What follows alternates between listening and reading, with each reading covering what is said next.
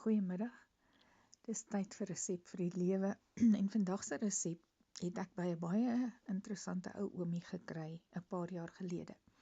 Ek het by 'n manne-ontbyt bedien en die tema daarvan was dat ons optree vanuit dit wat in ons harte is. En dat ons so baie keer goed doen en goed dink omdat ons goed in ons harte bære. Na die tyd het die ou oom na my toe gekom en vir my gesê, my dogter, ek wil net vir jou sê, ek kan nie vir my vrou bid nie, want sy maak my te kwaad.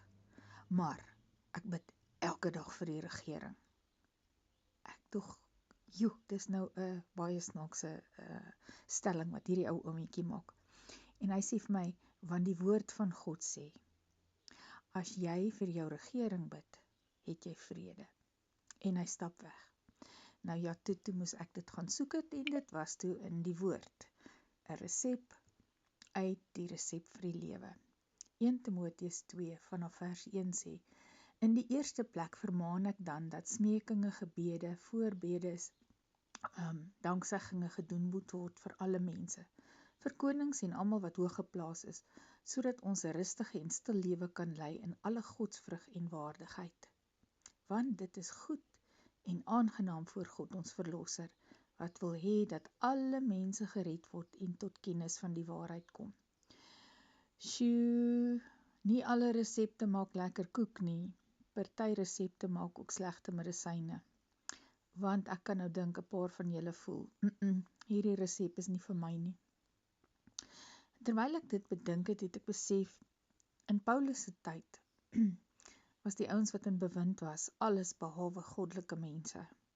Die Romeine was in bewind en gelowiges is links en regs gevange geneem, die gelowiges is vervolg.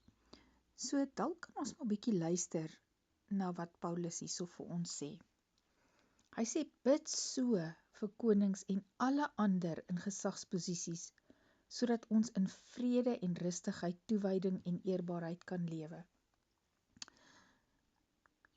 Dalk moet jy bid vir jou skoolhoof, dalk moet jy bid vir jou hoof by die werk, jou departementshoof, die persoon wat aan die hoof staan, die persoon onder wie se gesag jy staan.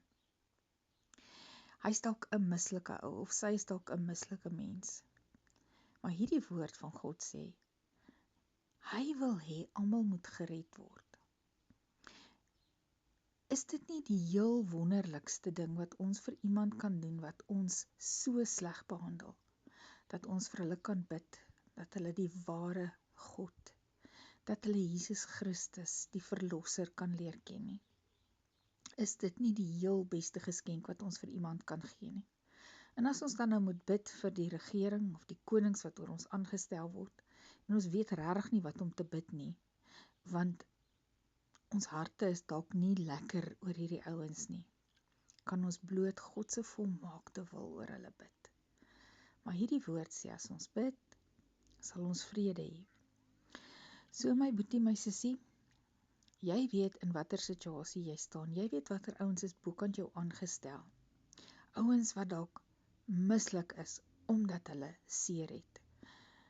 Laat waai met daai gebede. Ons het mos nou gister gehoor van dakbreekgebede. Breek die dakke oop vir hierdie ouens, sodat hulle die genade en die liefde van die lewende God kan ontmoet en kan ontdek.